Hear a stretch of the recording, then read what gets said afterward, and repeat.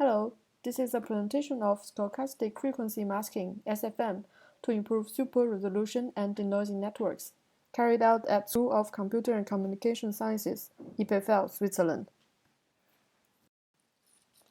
We know that SR networks overfit to the degradation model used in training, but not exactly how. This is what we analyzed in our work. With a fixed degradation kernel F1, we train one super-resolution network with the standard setup, and another one with our SFM method, which we will describe later on. The two networks are then tested with a different degradation kernel F2. We visualize here the results of our experiment in the frequency domain of images. Specifically, we use the DCT of each image in a super-resolution pipeline. The power spectral density, PSD, of high-resolution images is shown in green. High frequencies are removed by the degradation kernel and are missing from the resulting filtered LR image, which is shown in pink and mainly contains only low frequencies. Note that we show the LR image before downsampling to preserve a more readable scale for frequencies. After downsampling the filtered LR image, the resulting LR image is fed to the pre-trained network, which fails to recover all the missing frequency components, as it was trained on a different kernel. This leaves a clear frequency gap that is highlighted with a blue dashed circle in the restored SR output. For comparison, training the network with our proposed SFM method greatly resolves this issue and teaches the network to predict the missing frequencies. In other cases, the standard network even creates superfluous frequencies. We show in this figure the same frequency domain analysis on different networks, with varied training and test degradation kernels. The training degradation kernel is different from one row to another, and the test degradation varies across columns. In the bottom left figures, the network is tested with a low-pass degradation kernel that is sharper in the frequency domain than the training degradation kernel. This means that fewer frequencies are lost in the input test image. The standard network, nevertheless, has the same frequency components as during training, although they are not superfluous. This type of overfitting results in additional artifacts being present in the final output image, corresponding to these extra frequency components seen here in red. We note again that with SFM during training, this overfitting is greatly alleviated. We extend our analysis in the SR task to the denoising one by connecting the two through the frequency domain. We again show the natural noise-free image PSD in green, and we show in red the PSD of additive white Gaussian noise. The resulting signal-to-noise ratio, SNR, is plotted in blue. We observe that the SNR drops significantly at high frequencies, where the signal component is overtaken by the noise, while the SNR is much larger at low frequencies. This is similar to the SR task. In both cases, the higher frequencies are most severely lost, while lower ones are less affected. We now present the details of SFM. First, the application of SFM is only a masking that is performed on a certain percentage of the training input images, and which varies stochastically. We can see in both the SR and denoising pipeline, the addition of SFM is on the training input only.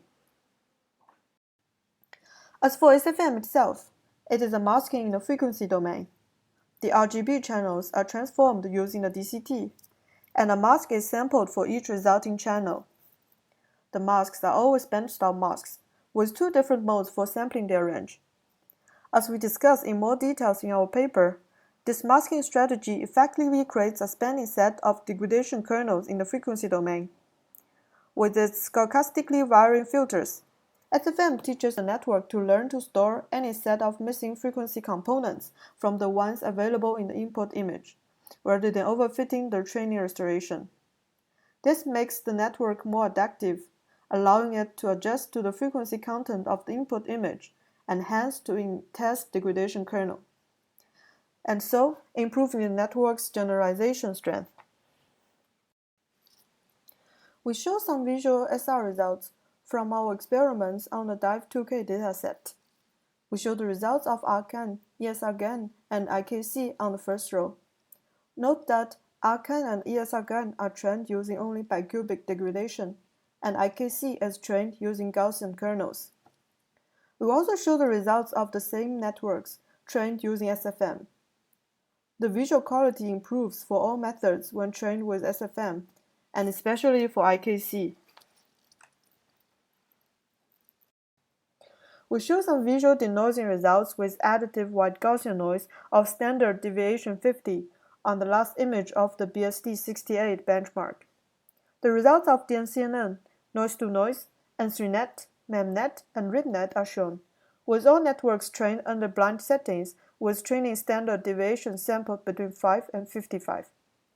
We also show the results of the same methods, retrained with the only difference being the addition of SFM on 50% of the training samples. Both visually and in terms of PSNR assessment, the results are better with the added SFM.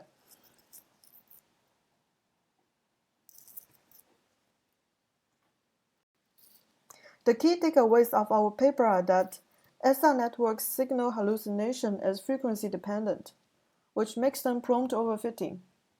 This is because they learn to create the hallucinations required for the training restoration and are not general enough to adapt to varying degradations.